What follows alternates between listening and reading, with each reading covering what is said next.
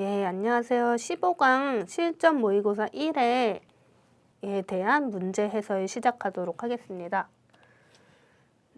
첫 번째로 1과목 반려동물 행동학의 1번 문제부터 해설을 시작하도록 하겠는데요.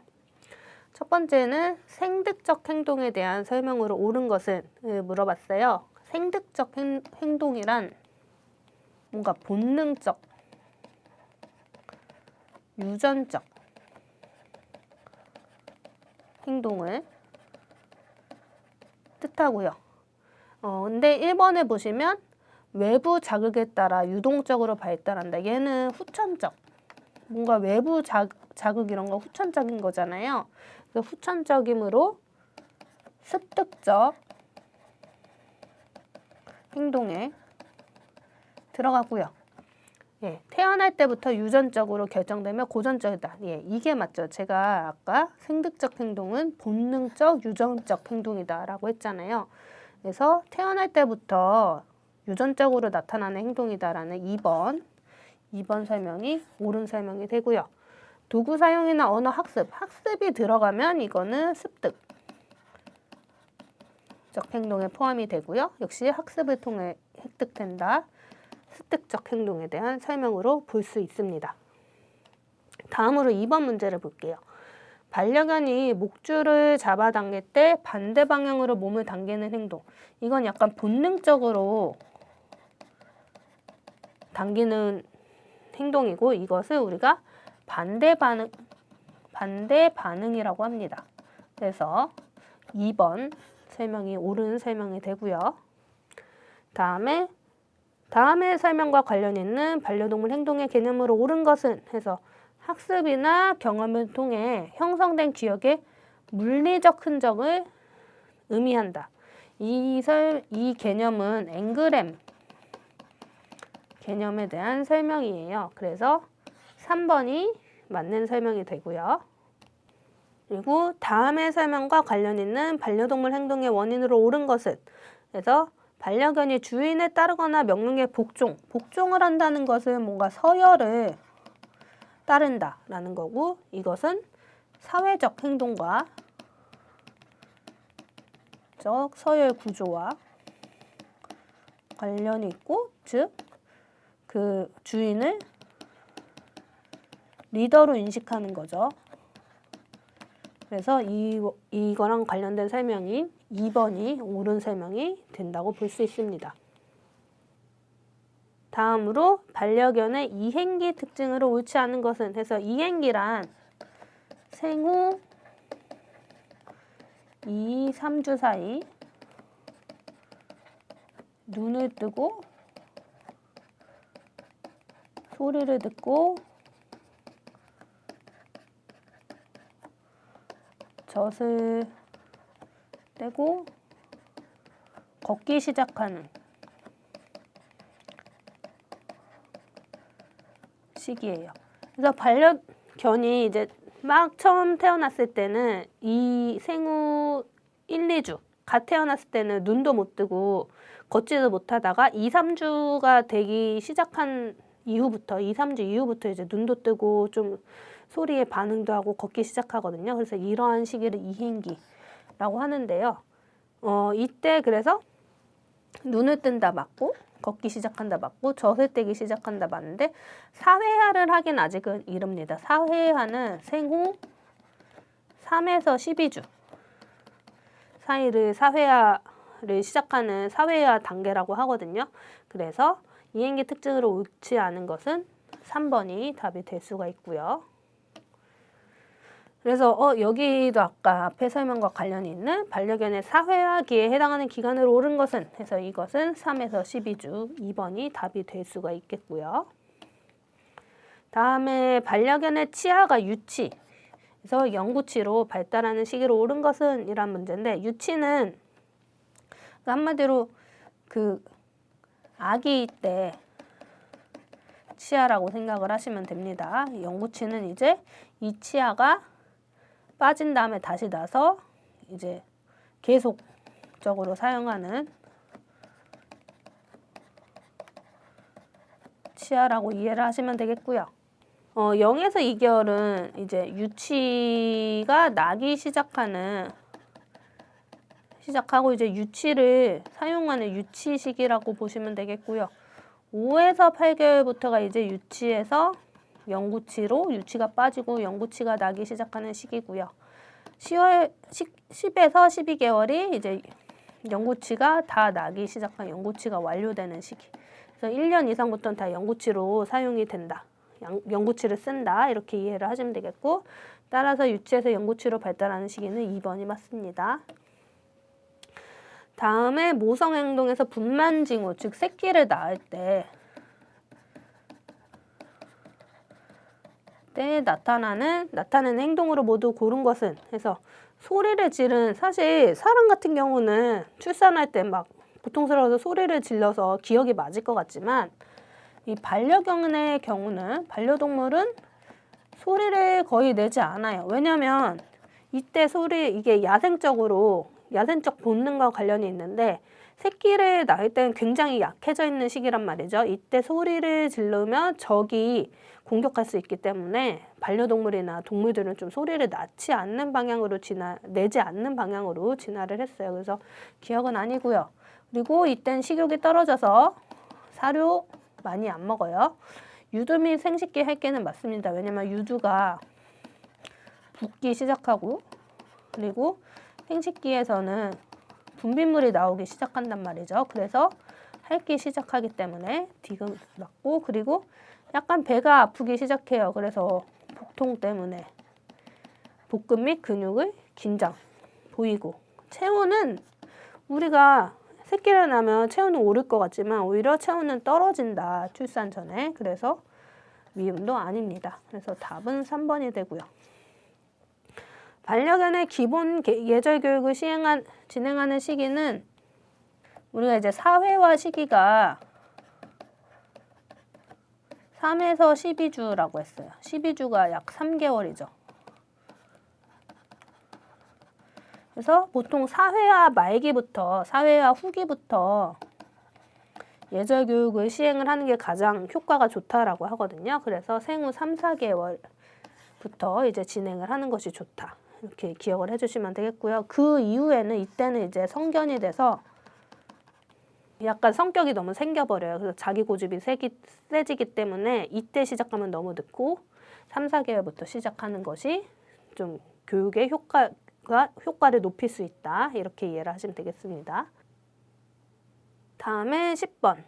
다음에 설명에 해당하는 반려견의 행동으로 옳은 것은 해서 어떤 음식을 불쾌한 경험을 하면 절대 그 음식을 다시 안 먹을, 혐오하는 거. 그래서 이것은 미각 혐오에 대한 설명이고요. 다음에 사진과 관련된 반려견의 행동에 대한 목적으로 옳은 것은 해서 이거 다리 들고 뭐 하는 거죠? 마킹하는 거죠. 네, 소변 마킹하는 행동. 소변 마킹은 영역 표시와 큰 관련이 있어요. 그렇기 때문에 4번 존재와 영역 알림 및 정보 전달이 답이 될 수 있습니다. 12번 반려견의 서열화가 되지 않는 상태에서 갈등을 유발하는 행동으로 옳은 것은, 그러니까 서열이 정해지지 않았는데 이때 뭔가 싸움을 유발할 수 있는 행동이 뭐냐를 물어보는 건데, 이 올라타기가 지배적 행동을 뜻해요. 반려동물 사이에선. 근데 아직 서열화가 되지 않았는데 다른 개가 갑자기 나를 올라타. 그러면 얘가 날 지배하려는 건가? 자기가 서열이 높지도 않으면서 기분이 나쁠 수 있는 거죠. 그래서 갈등이 생길 수가 있습니다. 그래서 여기서는 1번 올라타기가 답이 될 수가 있고요. 나머지는 단순히 이런 행동을 한다고 해서 지배적 행동을 나타나는 건 아니라서 이거에 이제 응시를 너무 뚫어지게 한다거나 하면 공격을 유발할 수 있지만 단순 응시만으로는 갈등이 바로 유발되진 않기 때문에 옳은 답이라고 볼 수는 없습니다. 다음에 개의 성적 행동과 관련 있는 기관으로 옳지 않은 것은, 그래서 개의 이런 성적인 행동을 유발하는 기관이 아닌 것을 물어보는 거죠. 여기서 답은 비장이 될 수 있는데, 비장은 면역력과 혈액을 저장하고 여과하는 장기예요. 그래서 성적 행동이랑은 전혀 관계가 없기 때문에 답이 1번이 될 수가 있고요. 다음에 이제 다음 사진과 관련 있는 반려견의 시그널로 오른 것은 해서 보시면 꼬리가 축 처져서 내려가 있죠. 이런 경우는 보통 반려견이 무서운 경우, 공포나 복종을 하는 시그널이에요. 그래서 1번 무서움이 답이 될 수가 있습니다. 15번도 역시 비슷한 문제. 불안 또는 복종 시그널로 옳지 않은 것은, 제가 아까 불안이나 복종할 때는 꼬리가 내려가 있는다 그랬죠. 근데 4번 꼬리가 올라가 있죠. 이럴 때는 자신감,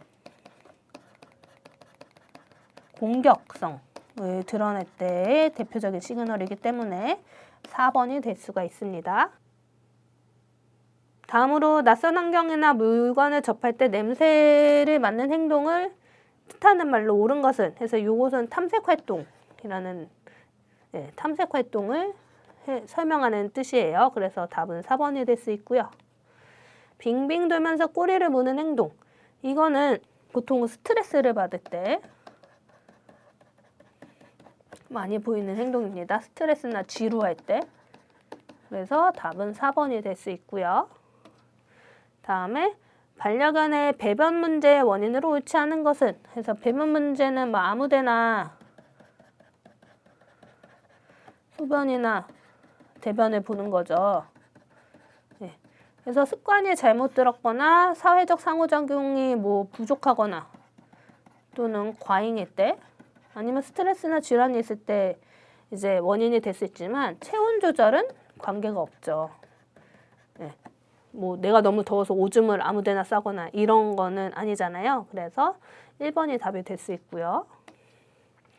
다음으로 스트레스 또는 불안으로 인해 반려견이 보호자에게 의지하는 행동으로 나타날 수 있는 문제 행동으로 옳은 것은, 그러니까 반려견이 스트레스나 불안을 받을 때 어떤 행동을 보이냐 이런 뜻이고, 음식물을 안 먹을 수 있죠. 이건 옳은 거고, 독립적으로 놀이를 하는 것은 의지를 하는 게 아니잖아요. 되게 독립적으로 잘 지내는 거잖아요. 앞발로 밀칭이나 점프는 과잉시는 문제지만 이 자체로는 문제 행동은 아니다. 점프하는 게. 뭐 낯선 사람한테 친근하게 다가가는 건 좋은 거죠. 그래서 얘도 관련이 없습니다. 따라서 답은 1번이 될 수가 있고요. 다음에 반려견의 관심 요구, 그러니까 너무 과도하게 관심을 요구하는 행동을 교정하기 위한 방법으로 옳은 것은 1번 보시면 가족 구성원마다 반려견 행동에 다르게 반응하니죠. 일관성이 중요하다고 그랬죠. 그래서 1번 틀렸고, 즉시 처벌은 항상 부작용이 크기 때문에 안 된다 그랬어요. 그래서 반려견이 차분할 때만 보상하고 일관성 중요하다고 그랬죠. 그래서 3번이 옳은 행동이 되고, 4번이 조금 헷갈릴 수가 있어요. 무시 맞는 거 아닌가? 근데 여기서 포인트가 갑작스러운 행동 변화입니다. 이거는 질병의 신호일 수가 있어요. 얘가 아플 수 있거든요. 이런 갑작스러운 행동 변화는 무시하면 안 됩니다. 얘가 어디 아파서 이런 건가? 라는 것을 좀 살펴봐야 돼요. 그래서 4번도 옳지 않은 설명이다 라고 알아두시면 되겠습니다. 그래서 답은 3번이 됩니다. 그래서 지금까지 반려동물 행동학 관련 문제를 풀어봤고요. 그래서 1과목 해설을 마치도록 하겠습니다. 그러면 이제 다음으로 2과목 반려동물 관리학 관련 문제를 풀어보도록 하겠습니다. 21번은 반려견의 비만도, BCS, 바디 컨디션 스코어 관련 문제인데, 이 BCS와 체중의 구분이 바르게 연결되지 않은 것은을 물어보는 문제예요. 그래서 비만도 1, 그러니까 한마디로 BCS 1은 심각한 저체중 맞고요. 2는 정상이 아니죠. 그냥 저체중. BCS 3일 때가 정상입니다. 그래서 2번이 틀렸고 나머지 4번과 체중 5번 비만은 맞는 설명입니다. 22번 소화기관과 소화효소가 바르게 연결되지 않은 것은 해서 이것은 2번이에요. 사실 이건 외울 수밖에 없는데 말타아제는 췌장이 아니라 소장에서 분비가 되는 효소이기 때문에 2번이 틀린 설명이고요. 다음은 23번 다음 자료는 성견 사료의 이상적인 영양 성분 비율을 나타낸 거다. 기억에서 리을에 들어갈 영양소가 순서대로 바르게 연결된 것은. 그래서 사실 이거 퍼센트를 제가 그 영양학 할 때 기억을 하시면 좋다고 했는데 이걸 막 다 일일이 외우기보다는 어떤 게 제일 많이 들어가는 게 어떤 영양소가 가장 많이 강아지 사료에 필요한가를 좀 기억을 해주시면 돼요. 그래서 제일 많이 필요한 게 단백질이라 그랬죠. 조단백질. 여기서 조가 들어간 거는 수분을 제외한 순수 단백질 양일 조단백질이라고 합니다. 그 다음에 조지방, 그리고 탄수화물, 조섬유. 요 순서가 이제 강아지에게, 성견에게 이상적인 사료 영양 비율이라 그랬어요. 그래서 답은 2번. 단백질, 지방, 탄수화물, 조섬유 순서인 2번이 답이 될 수가 있습니다. 다음에 혈액응고를 하는 지용성 비타민으로 옳은 것은. 지용성 비타민은 일단 A, D, E, K 4개가 다 지용성이긴 하네요. 근데 이 중에서 혈액응고 역할을 하는 건 비타민 K이기 때문에 답은 4번이 될 수 있고요.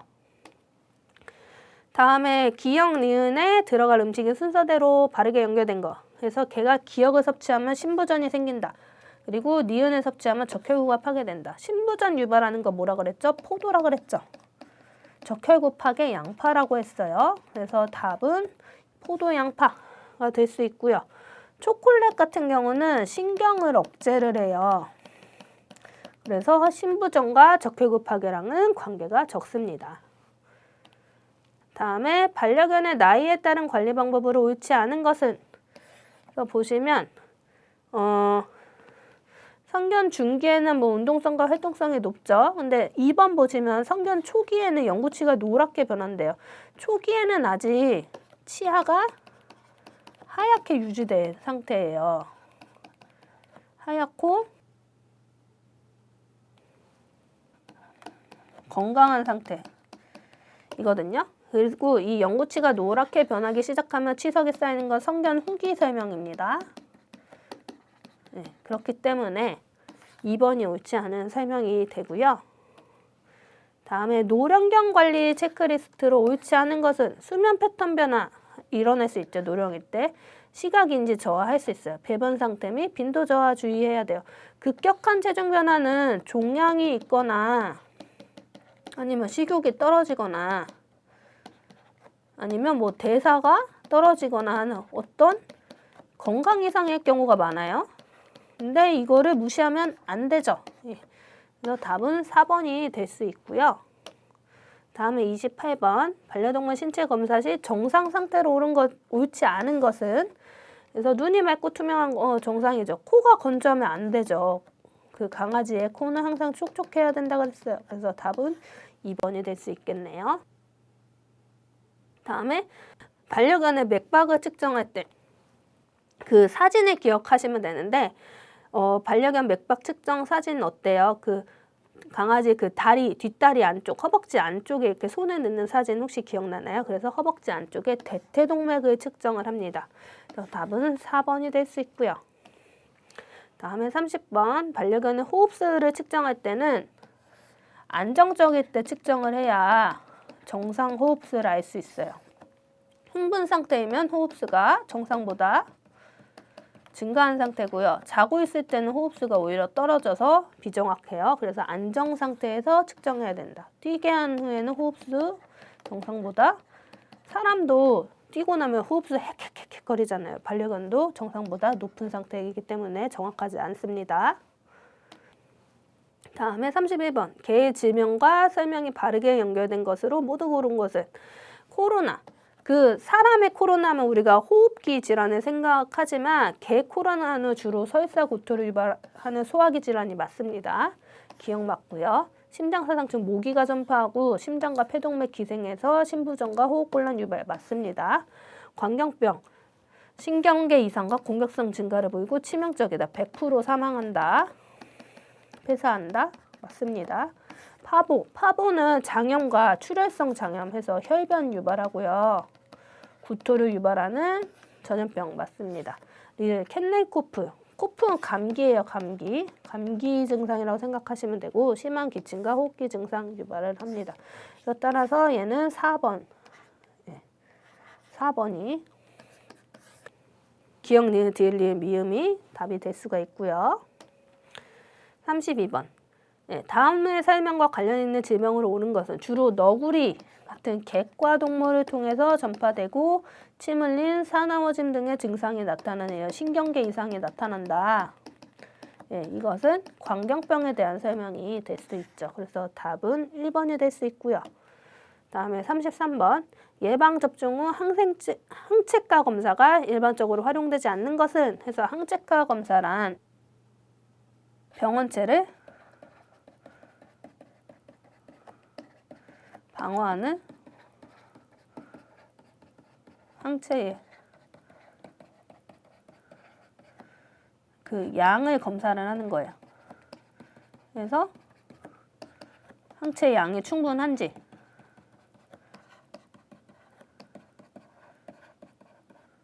만약에 충분하지 않으면 검사를 해서 다시 재접종을 권장을 해요. 왜냐면 항체가 안 생겼으니까 백신 효과가 없다는 거잖아요. 그럼 백신 한 번 더 맞아라 이런 식으로 이제 하는. 그래서 병원체를 효율적으로 항체가 방어를 할 수 있는지를 검사를 하는 건데 홍역, 파보바이러스, 전염성 간염은 항체가 검사법이 확립이 되어 있지만 곰팡이 M은 아직 항체가 검사를 일반적으로 하고 있지 않습니다. 그 이유는 그 곰팡이에 대한 항체가 아직은 딱 정확하게 얼만큼은 생겼다 이런 연구 결과도 적고 곰팡이 M이라는 그 백신이 도입된 지가 얼마 안 됐거든요. 그래서 곰팡이 M은 일반적으로 활용되지 않는다. 항체가 검사가 라고 알아두시면 되겠고요. 다음에 반려견 위생관리 방법에 대한 설명을 옳지 않은 것은 보면 반려견의 털 유형에 맞는 브러쉬를 사용해서 이건 당연한 거고 2번에 목욕은 4, 6주 간격으로 실시하고 사람용 샴푸 사용하면 안 되죠. 사람과 반려견은 pH가 달라요. 피부에 pH가 달라서 사람 샴푸 사용 시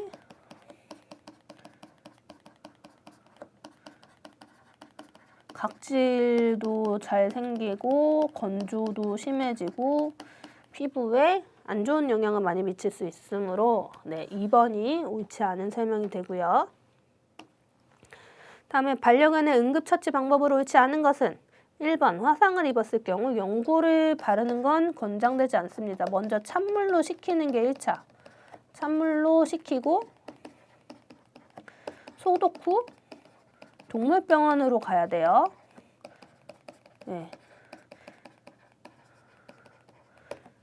그 단순히 연고를 발라서 치료되는 경우도 있긴 하겠지만 뭐 화상의 정도에 따라 그 동물병원에서 수의사의 판단이 필요한 경우도 많기 때문에 일단은 식히고 소독한 후 동물병원 간다 이렇게 알아두시면 되겠고요.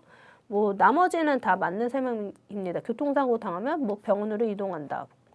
골절이 의심되면 부목으로 고정하고 너무 꽉 조이지 않도록 주의한다. 이거 당연한 거고. 왜냐면 꽉 조이면 혈행장애 일어나서 뭐 피부 괴사 같은 거 일어날 수 있으니까요. 그다음에 피부 상처가 나면 물로 세척하고 소독제를 바른다 해도 맞는 설명이 됩니다. 다음에 36번. 반려견의 응급처치 방법으로 옳지 않은 것은 출혈이 심할 경우 깨끗한 천으로 지혈을 한다. 맞습니다. 열사병의 경우 즉시 얼음물에 담가 체온을 낮춘다. 이거 되게 그럴듯해 보이는데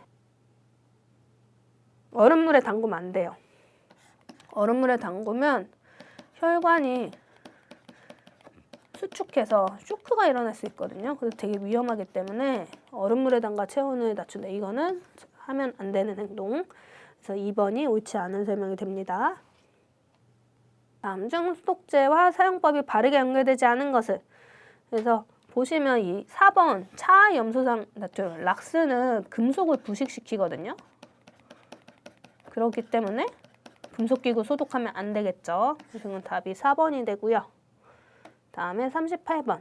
다음 중 시설 관리에 대한 설명으로 옳은 것을 모두 고르면 시설 전체 소독해야 되죠. 네, 발매트 당연히 정기적으로 교체해야 되고 출입입 관리를 할 때 직원도 출입 관리를 해야 됩니다. 모든 방문자와 직원은 관리를 해야 된다라고 알아두시면 되겠고요. 보안은 당연히 전문 보안업체, 환기, 정기적 당연히 해야겠죠. 그래서 답은 기역, 니은, 리음이요. 4번이 답이 될 수가 있습니다. 다음에 39번. 반려견의 간이 담당하는 주요 기능으로 옳지 않은 것은 간은 담즙을 생산을 하고요. 그러면 담낭은 뭐죠? 담낭은 담즙을 생성하지는 않고요. 담즙을 저장을 해요. 그래서 담즙은 간에서 생성되고 담낭에서 저장된다. 이렇게 이해하시면 되겠고 영양소 대사하고요. 해독작용도 해요. 하지만 체온 조절을 하진 않습니다. 체온 조절은 땀이 주로 하죠. 다음에 40번. 대한민국의 천연기념물로 꼬리가 없고 경주 지역에서 유래한 견종. 그래서 우리가 꼬리가 없으면 동경이의 특징이라고 할 수 있죠. 그래서 답은 3번이 될 수 있습니다. 네. 그래서 40번까지 반려동물 관리학 문제를 풀어봤고요. 이상으로 2과목 모의고사 해설을 마치도록 하겠습니다. 훈련학 41번부터 시작하도록 하겠습니다. 반려견 훈련의 기본 원칙으로 옳지 않은 것에 대한 물음입니다. 자, 1번 일관적인 훈련 방법 유지 맞는 얘기죠. 그 다음에 2번 훈련자의 적절한 인내심 맞는 얘기죠. 반려견 행동에 대한 적절한 보상 이것도 너무 지극히 맞는 얘기죠. 4번 30분 이상의 충분한 훈련 시간이 아니죠. 반려견의 집중 시간이 짧기 때문에 30분 이상씩이 아니라 뭐 한 5분에서 10분 정도 되는 훈련 시간이 제일 적절하다고 볼 수 있죠. 이거 곱하기 여러 차례 나누어서 훈련하는 것이 훈련을 효과적으로 진행할 수 있다. 자, 다음 42번. 다음의 설명과 관련 있는 훈련 도구로 옳은 것은 반려견에게 안정적인 자기만의 공간을 제공하며 차량 이동 시 활용한다. 자, 안정적인 자기만의 공간이래요. 자기만의 공간. 자, 요거는 이제 3번 크레이트에 대한 내용이죠. 하우스, 케이지에 대한 내용입니다. 자, 다음 43번. 다음 사진에 해당하는 훈련 도구로 옳은 것은 자, 훈련 사진의 요것은 팔에다가 끼는 팔에다가 이렇게 장착하는 자, 이게 팔이에요. 이런 모습에 아니지 팔이 보호돼야 되지 이렇게 안 되고 사람의 팔에 이렇게 한쪽에 끼는 이런 모습입니다. 그림이 그렇죠. 네. 이런 형태입니다. 그래서 반려견이 요거를 이렇게 무는 훈련을 하는 요거죠. 자, 요걸 이제 4번 방어 소매라고 합니다. 자, 44번 반려견 산책 시 사용되는 도구로 리드줄을 당기면 반려견의 후두와 머즐의 압력이 가해지는 장비로 옳은 것은입니다. 자, 요거 정답은 4번이죠. 4번. 입마개는 단순 입마개고 하네스는 목과 가슴을 두르는 그 목줄과 다른 거죠. 하네스. 초크 체인은 체인으로 돼 있는 목을 조이는 그 강제력이 강한 용품에 해당이 되겠고요. 4번 헤드홀터죠. 자, 45번 반려견의 풍부화의 요소와 그 예시가 바르게 연결되지 않은 것은 자, 반려견 풍부화의 5가지 요소에 대한 얘기입니다. 자, 1번 인지적 요소, 보호자와 함께하는 어질리티. 반려견 스포츠 인지적 요소에 해당이 되겠죠. 자, 2번 환경적 요소, 다양한 스포츠 및 훈련에 참여? 약간 좀 애매해요. 잠깐 기다렸다가 3번 감각적 요소, 다양한 맛과 질감의 음식을 제공한다. 맞는 얘기죠. 4번 사회적 요소, 산책 시 다른 반려견, 사람과의 상호작용 맞는 얘기죠. 45번의 답은 2번 환경적 요소, 다양한 스포츠 및 훈련 참여가 아니라 다양한 어떤 외부 공간, 뭐 다양한 그 산책 장소, 다양한 운동장 뭐 이런 것에 해당이 되겠죠. 환경적 요소라 하면. 자, 46번. 다음에 설명과 관련이 있는 활동으로 옳은 것은입니다. 반려견에게 해주는 30개 이상의 마사지 방법이래요. 자, 요거는 이제 책에 조그마한 글씨체로 나와 있던 내용인 것 같은데, 자, 요거의 답은 2번 텔링턴 티터치라는 마사지 방법입니다. 린다 텔링턴 존슨이 개발한 방법으로 반려견에게 마사지를 제공해서 다양한 긍정적인 효과를 이룰 수 있는 겁니다. 자, 다음 47번 반려견 훈련의 영향 요인에 대한 설명으로 옳지 않은 겁니다. 자, 1번부터 보겠습니다. 정서를 고려하여 안정된 상태에서 훈련해야 된다. 맞는 얘기죠. 불안한 상태면 안 되겠죠. 공포, 불안 이런 상태 안 되겠죠. 훈련에 집중할 수가 없잖아요. 2번 훈련의 신중하고 체계적인 계획 수립 맞죠. 그냥 아무렇게나 훈련을 하는 게 아니라 이 친구의 훈련을 어떤 목표를 갖고 어디까지 어떤 단계 어떤 난이도 그리고 어떤 최종 목표는 무엇인지 이런 거에 대한 세부적인 계획이 필요한 거죠. 자, 3번 개체별 훈련의 동기는 진행과 성취도에 영향을 준다. 맞는 얘기죠. 개체별 훈련의 동기는 진행과 성취도에 당연히 영향을 주겠죠. 4번이네요. 4번. 문제 상황에 대응하는 반려견의 지능 수준은 중요하지 않다. 그렇지 않죠. 반려견 훈련의 영향 요인 중에 반려견의 지능 또한 포함이 돼 있습니다. 네, 48번입니다. 반려견 훈련 동기에 대한 설명으로 옳지 않은 것입니다. 자, 1번부터 보겠습니다. 1번 자발적으로 참여하는 내적 동기가 있다. 맞는 표현이죠.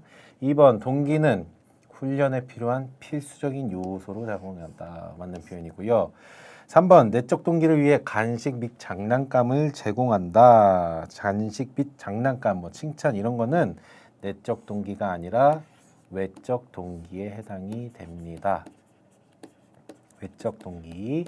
4번 동기는 행동을 유발하는 욕구, 호기심 등과 관련이 있다. 맞는 표현입니다. 자, 49번입니다. 다음에 설명과 관련 있는 반려견의 기본 훈련 요건으로 옳은 것은 어떤 것에 관심을 가지고 재미를 느끼는 것으로 강할수록 자발적으로 훈련에 참여하고 집중하는 태도를 보인다. 정답은 흥미입니다. 2번. 반려견이 흥미를 가지지 않으면 자발적으로 훈련이 굉장히 어려운 부분이 있죠. 자, 다음에 50번입니다. 반려견 훈련의 특성 중 연습에 대한 내용으로 설명으로 옳지 않은 것은 자, 1번 연습은 새로운 행동을 습득하여 기억 유지에 도움을 준다. 맞는 표현이죠. 연습. 2번 전습법을 통해 훈련 과제를 한 번에 연습할 수 있는 방법이다. 맞는 표현이죠. 3번 연습을 통해 학습한 내용이 다른 훈련에 영향을 주는 확산 현상을 기대할 수 있다. 자, 이거는 이제 전이에 대한 내용입니다. 전이. 연습이 아닙니다. 3번이고요. 4번 연습 결과의 측정 방법 중 연습 결과의 정오 비율에 따른 정확도를 확인할 수 있다. 이것도 맞는 표현입니다. 자, 51번입니다. 다음에 설명과 관련 있는 반려견 훈련의 특성으로 옳은 것은 이전 경험과 새로운 훈련 간의 유사성이 새로운 훈련에 이롭게 작용한 것으로 새로운 훈련을 발전시키는 것에 도움을 준다. 정답은 3번이죠. 유사성이 있는 새로운 훈련. 이것은 바로 유사성의 법칙에 대한 내용입니다. 자, 52번이고요. 다음에 그림과 관련 있는 개념으로 옳은 것은 요 그림 많이 보셨죠? 우리 반려견 개가 묶여져 있고 개 입에 이렇게 노즐이 껴져 있는 요거는 이반 파블로프의 조작적 조건화 파블로프의 아니 조작적이 아니고 고전적 조건화에 해당이 되겠죠. 그거에 대한 실험을 이렇게 그림으로 일러스트를 표현한 거죠. 이게 바로 요거 2번이 되겠습니다. 자, 다음 53번입니다. 다음에 설명과 관련 있는 훈련 방법으로 옳은 것입니다. 훈련자가 목표하는 행동을 간단한 동작에서 복잡한 동작까지 새로운 행동을 교육할 때 쓰는 방법이고 활동성이 좋은 반려견에게 효과적인 방법이다. 이것은 조형 4번 이 쉐이핑에 대한 내용이죠. 자, 4번 조형이고요. 54번입니다. 다음에 설명과 관련 있는 연쇄에 대한 종류로 옳은 것입니다.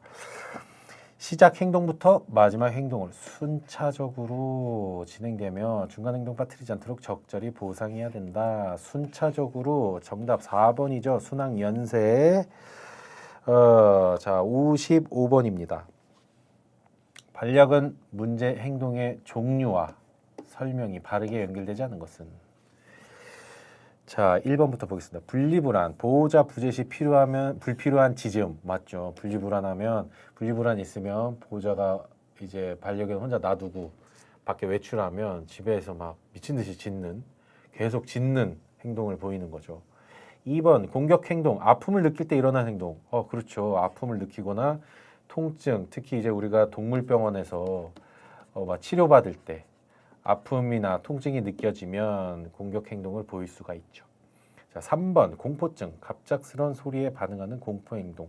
맞죠? 너무 깜짝 놀라서 그래서 공포스러운 행동에 의해서 이 행동이 나타날 수가 있죠. 자, 정답은 4번 상동행동입니다. 분변 작은 돌 먹이 이외 것을 섭식한다. 이 상동행동에 대한 설명이 아니죠. 상동행동은 뭐겠어요? 약간 꼬리 쫓기, 그죠? 어떤 자신의 신체 부위를 의미 없이 어떤 목표 없이 계속 핥는 행동. 그래서 막 이제 이게 심해지면 피부 질환도 염증 같은 것도 생길 수 있는 경우가 있죠. 자, 정답은 4번입니다. 56번입니다. 반려견 사유와 훈련 시 적절한 장소, 환경에 대한 설명으로 옳지 않은 것. 자, 1번부터 보겠습니다. 1번 청결하고 안전한 공간. 아우, 지극히 맞는 표현. 2번 다른 반려견을 제어할 수 있는 곳. 맞죠? 다른 반려견이 막 어떤 컨트롤 없이 막 뛰놀고 있어. 그럼 훈련에 굉장히 또 방해가 될 수도 있고 그렇죠. 그리고 우리 반려견이 아직 준비가 안 돼 있는데 먼저 다가와서 우리 반려견이 아직 사회화가 아직 안 됐는데도 불구하고 깜짝 놀래갖고 오히려 부정적인 경험을 하는 그런 경우가 생길 수도 있죠. 안 되겠죠. 56번에 3번 사람이 많이 지나다니며 처음 접하는 장소. 사람이 많이 지나다니는 장소. 정답은 3번이죠. 처음 접하는 장소가 아니라 사전 교육을 실시했던 장소에서 사회화 훈련을 하는 것이 좋겠죠. 그다음에 4번 돌발 생활에 안전하게 대처할 수 있는 장소 맞죠. 다음 57번입니다. 57번 반려동물 행동 지도사 실기시험 실격 사유에 해당하지 않는 것은입니다. 자, 57번에 1번 응시견에게 학대한 행위. 바로 실격 사유죠. 강압적인 명령을 사용하는 경우. 이것은 강압적인 명령어는 실격은 아니고요. 점수 깎는 거 감점에 해당되는 사유입니다. 나머지 반려견이 아픈 경우 파행 동작 실격이고 시험장에 마킹 배설 실격입니다. 자, 다음 58번 디스크도 경기장의 최소 규격. 디스크도 경기장의 최소 규격으로 옳은 것은 숫자가 참 헷갈리지만 27m 곱하기 45m에 해당되는 요 숫자입니다. 이런 반려견 스포츠의 이 규격들은 조금 숫자를 봐두시는 게 시험 보는데 좀 유리하지 않을까 싶습니다. 다음 59번입니다.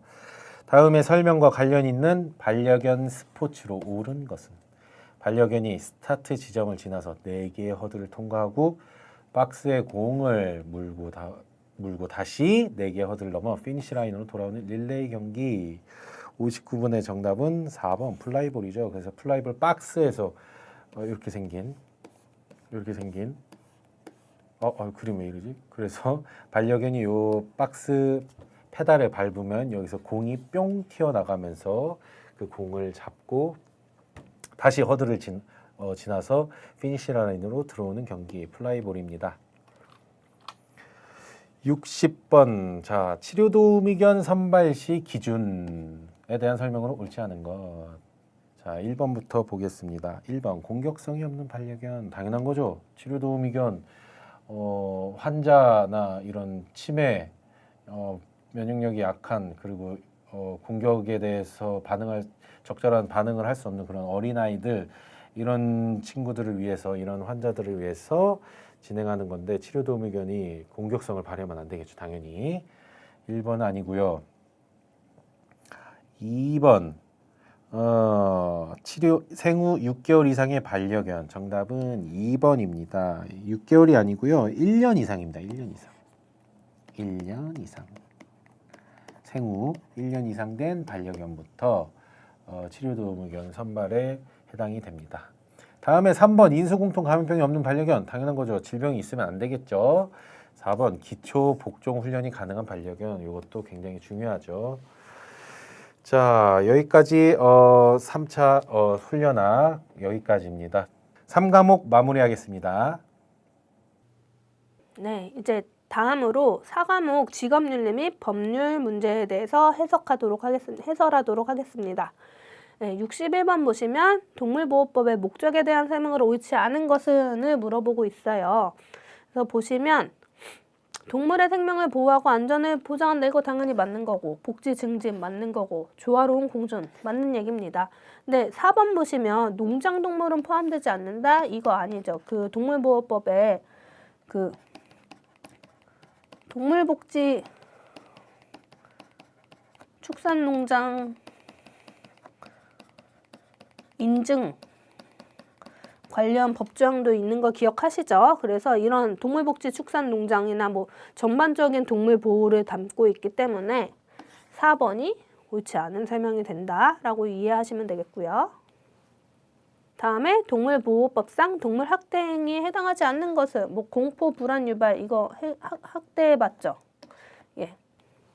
신체적 고통 당연히 학대고, 고려하지 않고 질병 고려하지 않고 번식 당연히 학대입니다.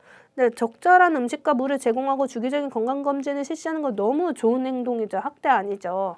이거는 4번이고요. 다음에 동물 등록 변경 사항에 대한 설명으로 옳은 것은 해서 반려동물 등록 변경 사항이 있으면 30일 내에 신고해. 30일 내에 신고해야 된다고 했었고요. 1번이 옳은 설명이고, 2번 신고하지 않아도 된다 아니죠. 이 세 가지 어떤 경우에도 반드시 신고를 해야 된다라는 거 알아두시면 되겠다. 그래서 2, 3, 4 옳지 않은 설명입니다.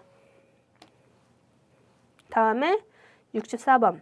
맹견으로 지정될 가능성이 높은 개의 특성을 평가하기 위해 실시하는 것으로 옳은 것은, 이거 우리 기질평가한다 그랬죠. 답은 3번이 되고요. 다음에 반려동물 위탁시설을 운영하는 사업자가 해야 되는 것으로 옳은 것은, 그래서 위탁시설은 영업 등록사항이라고 하였습니다. 다음 사례에 해당하는 신고 횟수로 옳은 것은, 반려동물 관련 영업자는 동물보호법에 따라 정기적으로 영업신고를 해야 되는데요. 예, 그래서 일정 주기로 보고를 해야 되는데 몇 번 어떤 주기로 보고를 해야 되는지 물어보는 문제인데,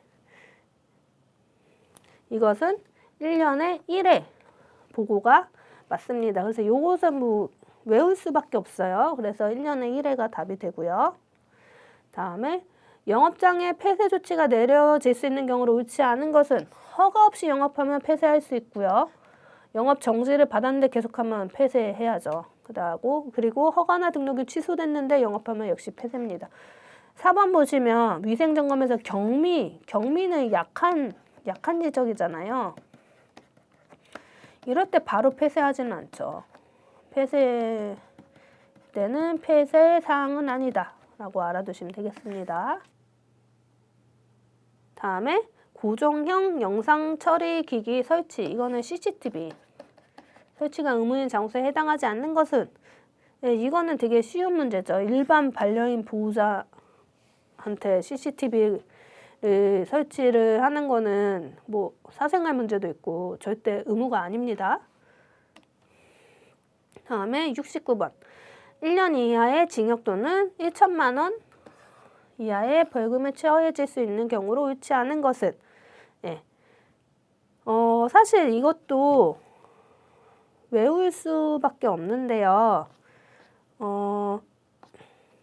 그 69번의 1년 이하 또는 1천만 원은 동물 장묘 시설을 허가 없이 설치한 경우가 해당을 하고요. 예, 이거는 사실 뭐 얼마 이하의 징역, 얼마 이하의 벌금 이것은 좀 외워주시면 될 것 같습니다.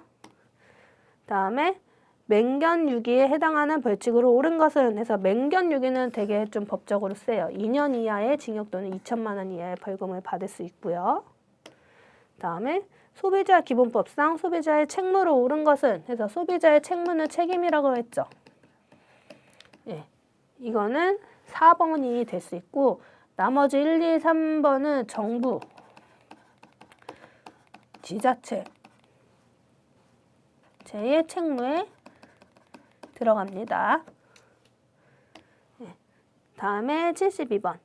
다음 사례를 참고했을 때 동물보호센터장이 위반한 법으로 옳은 것은 해서 동물보호센터장이 동물을 사망한 후에 매장을 했대요. 그냥 네. 따로 장묘시설을 이용하거나 뭔가 의료 폐기물로 폐기한 게 아니라 자기가 의무로 매장을 한 거죠. 이럴 경우는 폐기물관리법에 따라 이제 처리가 되거든요. 그래서 폐기물 관리. 그러니까 이 동물 사체는 폐기물로 분류가 되기 때문에 폐기물 관리법을 위반한 것이 됩니다. 네, 73번. 사료와 관련된 문제와 업체의 처리 방법이 바르게 연결되지 않은 것은 해서 1번 사료 부작용일 때 교환 또는 환불 해줄 수 있고 사료 성분 이상 교환 또는 환불 사료 부작용으로 사망 때는 단순 교환 또는 환불뿐만 아니라 반려동물의 가격까지 배상을 해야 된다고 했어요. 예, 그래서 답은 3번이 될 수 있고요. 다음에 74번 가축 전염병 예방법에 대한 설명으로 옳지 않은 것은 가축 전염병 발생 시 신속한 신고는 선택이 아니라 의무라고 그랬죠. 그래서 반드시 신고해야 된다. 그래서 이건 답이 1번이 될 수 있고요. 다음에 75번 수의사 면허가 취소될 수 있는 사유로 옳은 것은 동물병원에서 근무하지 않았다고 수의사 면허가 취소되진 않습니다. 뭐 공무원 이런 식으로 비임상을 하는 경우도 많기 때문에 이건 아니고요. 10년 이상 경과했다고 취소되진 않죠. 갱신을 따로 하지 않습니다.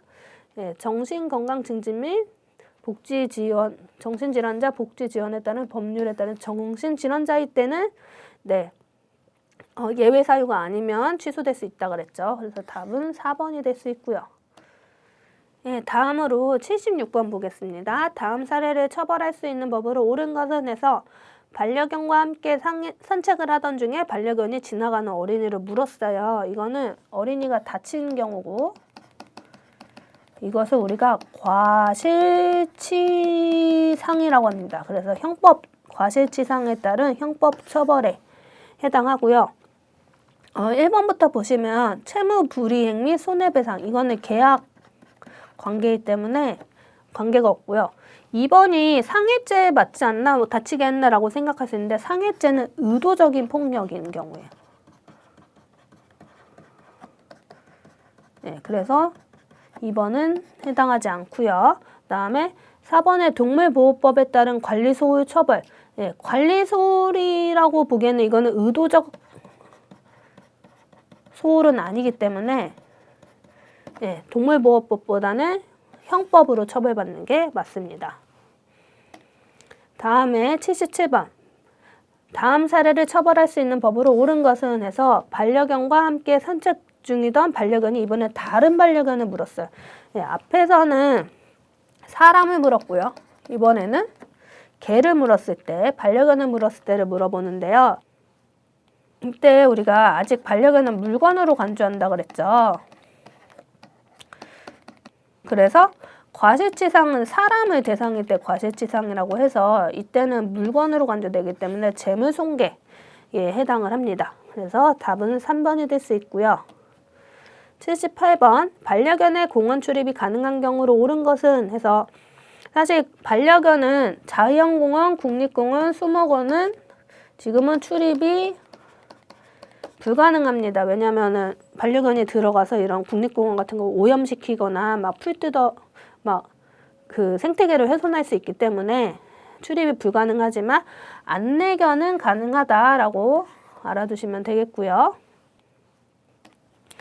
그리고 79번 보시면 보호자로서 반려동물을 보호하는 동물보호의 기본 원칙으로 옳지 않은 것은 그래서 이거는 뭐 당연히 3번이죠. 유기하면 안 되죠. 이건 쉬운 문제였습니다. 다음에 80번 반려견 훈련 시에 보호자가 고려해야 할 사항으로 옳지 않은 것은 뭐 1번 휴식 스트레스 받으면 휴식을 제공해야 된다. 맞고 맞춤형 훈련 방법 맞고 활발한 견종은 에너지 소모가 맞는 얘기죠. 4번에 모든 견종은 동일한 방식으로 학습 이거 아니죠. 그 맞춤형 훈련을 해야 된다고 했어요. 그렇기 때문에 4번이 옳지 않은 설명이 되겠네요. 네. 그래서 지금까지 80번 4과목 직업윤리 및 법률에 대해서 살펴보았습니다. 이상 4과목 해설 마치도록 하겠습니다.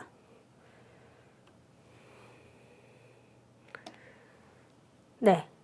다음으로 이제 5과목 보호자 교육 및 상담 문제를 해설해 볼 건데요. 81번에 노령 보호자가 반려견을 충분히 돌보지 못할 가능성이 있는 이유로 옳은 것은 노령의 경우에는 아무래도 건강 문제가 있기 때문에 이거랑 관련된 건 3번이라고 볼 수 있고요. 다음에 맹견. 맹견은 계속 나왔죠. 공격성이 높은 위험 견종. 이런 견종을 키우는 보호자가 반드시 준수해야 하는 사항으로 옳지 않은 것은 그래서 1번 보시면 맹견과 외출 시 가슴줄을 사용하는 것이 권장된다. 이게 옳지 않은 이유가 가슴줄은 탈출 위험이 높아요. 탈출 위험이 높기 때문에 2번에 반드시 목줄과 입마개를 사용해야 된다. 이게 맞거든요. 그래서 옳지 않은 것은 1번이 될 수가 있습니다. 나머지는 맞는 설명이고요. 다음에 83번 보면 동물보호법상 다음의 사례에 해당하는 벌금 및 처벌로 옳은 것은 A씨는 반려견을 학대하여 상해를 입혔으며 경찰 조사 결과 반복적인 폭행이 있었던 것으로 확인되었다. 그래서 이것도 사실 외울 수밖에 없는데 여기서 옳은 거는 3년 이하의 징역 또는 3천만 원 이하의 벌금입니다. 꽤 센 징역과 벌금이죠. 기억해 주시고 다음에 반려견의 기초 예절 교육에 대한 설명으로 옳지 않은 것은 1번 반려견의 과도한 짖음, 물기 점프를 방지하기 위한 적절한 교육이 필요한 건 맞고요. 2번 반려견이 공공장소에서 자유롭게 행동하면 사회성 발달에 도움이 되지 않죠. 이거를 예절을 지킬 수 있게 기본 예절을 지키면서 행동하도록 노력해야 됩니다. 그래서 답은 2번이 될 수가 있고요. 다음에 85번. 다음의 설명과 관련 있는 반려견의 증상으로 옳은 것은 보호자와 떨어져 있으면 떨어져 있어서 문제가 된다. 이거 뭔가 분리가 안 되네. 라는 분리 관련 문제겠구나 라는 거 알 수 있고 집에 혼자 남겨지면 짖거나 하울링하고 물어뜯고 보호자가 외출 준비하면 과다한 흥분 상태가 된다. 이건 분리불안에 관련된 행동이죠. 그래서 답은 1번이 될 수 있고요. 86번 볼게요. 다음의 사료를 참고해서 반려동물 행동 지도사가 보호자에게 요청할 수 있는 자료로 옳은 것은 했어요. 그래서 문제는 바둑이가 짖음 문제로 훈련을 받고 2주 후에 보호자로부터 다시 짖음이 심해졌다는 연락을 받았다. 이때 보호자에게 어떤 자료를 요청할 수 있는지 물어보는 문제인데 이거는 뭔가 짖음의 소리랑 짖을 때 어떻게 움직이는데 움직임도 봐야 되고 주위 환경도 봐야 될 거예요. 이것을 종합적으로 분석을 하려면 영상이 필요하겠죠. 그래서 적합한 것은 짖을 때의 영상 파일이 될 수 있습니다. 다음에 87번 보도록 할게요. 반려견의 행동 교정 교육 방법에 대한 설명 중 옳지 않은 것은? 그래서 행동 교정 교육은 위탁 방문 훈련으로 나뉜다. 맞죠? 2번 보시면 모든 반려견의 행동 교정은 동일한 방식 아니라 그랬죠. 맞춤 방식으로 달라야 된다 라는 거 몇 번 강조했습니다. 그래서 답은 2번이 될 수 있고요. 다음에 88번 훈련 견적서의 필수 항목에 대해서 해당하지 않는 것은? 그래서 훈련 견적서란 훈련 전에 대략적인 비용, 목적, 방법 등을 명시하는 서류를 훈련 견적서라고 해요. 그래서 훈련 기간 및 횟수, 목표, 방법, 비용이 들어가야 되는 건 맞는데 관찰일지는 아닙니다. 이 관찰일지는 훈련 중에 행동을 관찰해서 기록하는 거잖아요. 그래서 견적서는 훈련 전에 작성하기 때문에 관찰일지랑은 관련이 없다라고 알아두시면 되겠고요. 다음에 89번. 반려견의 수나 교육 중에 점진적으로 자극에 노출되는 것. 이거는 계통적 탈감작법에 대한 설명이네요. 그래서 답은 4번이 될 수 있고요. 다음에 90번.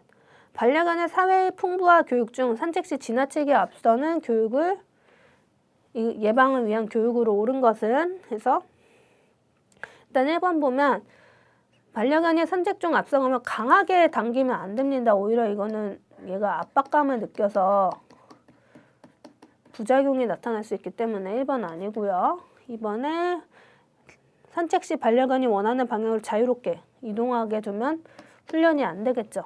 3번 사회화 시기 동안 자율적인 인지활동이 습관이 되도록 유도한다.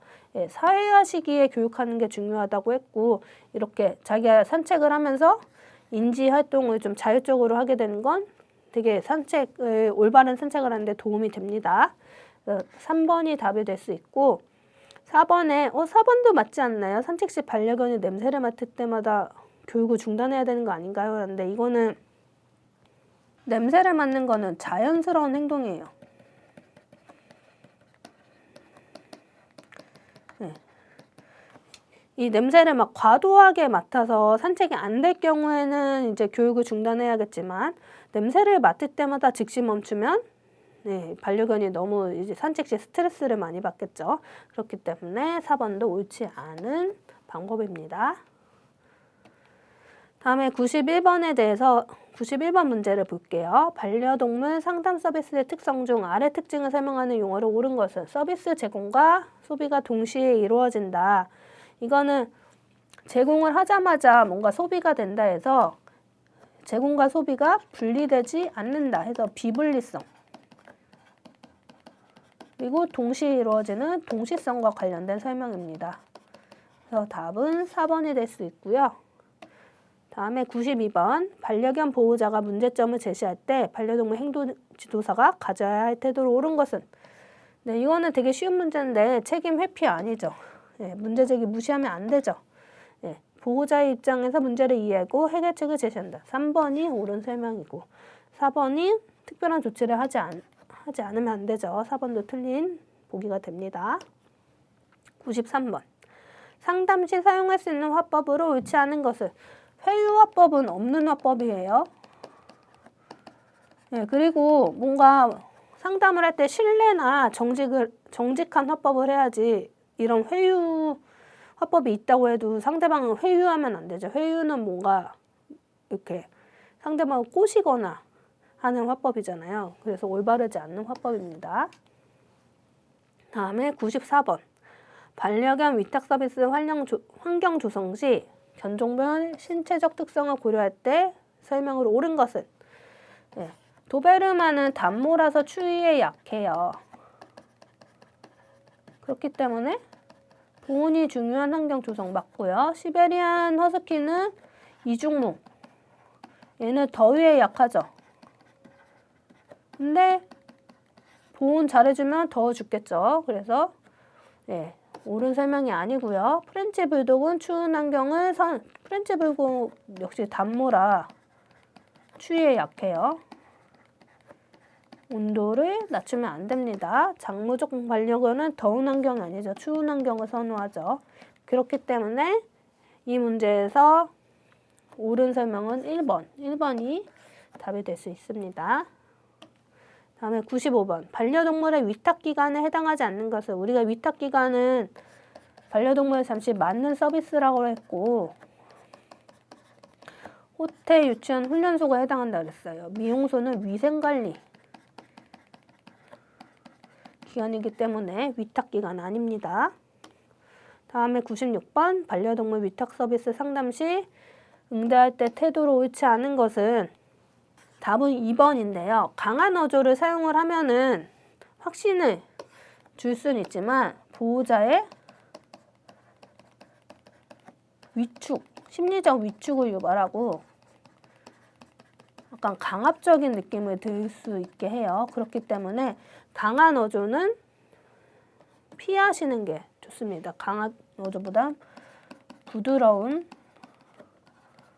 어조를 사용해서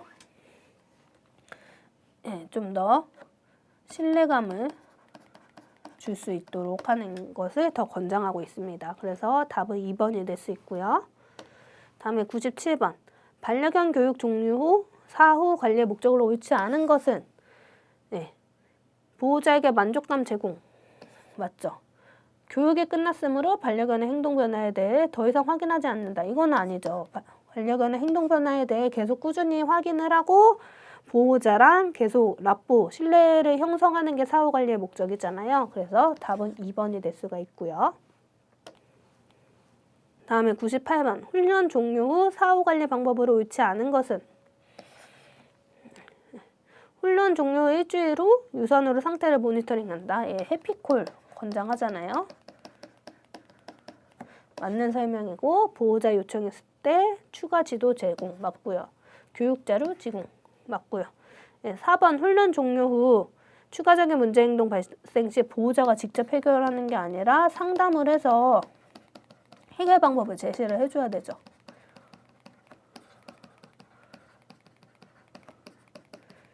그래서 4번이 답이 될 수 있습니다. 다음에 99번. 분양 반려견이 사망했을 경우 상황과 대처가 바르게 연결되지 않은 것은, 1번. 반려견이 보호자 과실로, 보호자 잘못으로 사망하면 환불해줄 필요가 없어요. 그래서 답이 1번이 되고요. 다음에 100번. 반려견 분양 시 계약서에 법적으로 포함되어야 되는 사항으로 옳지 않은 것은, 계약서에는 판매 담당자의 주소와 연락처는 의무가 아닙니다. 그래서 답은 3번이 될 수 있습니다. 그래서 지금까지 반려동물 행동지도사 필기시험 실전 모의고사 1회를 풀어봤고요. 해설을 들으면서 궁금한 사항이나 아니면은 다른 부분에 궁금한 점이 있으면 질문을 해주시면 좋을 것 같습니다. 이상으로 실전 모의고사 1회 해설 강의를 마치도록 하겠습니다.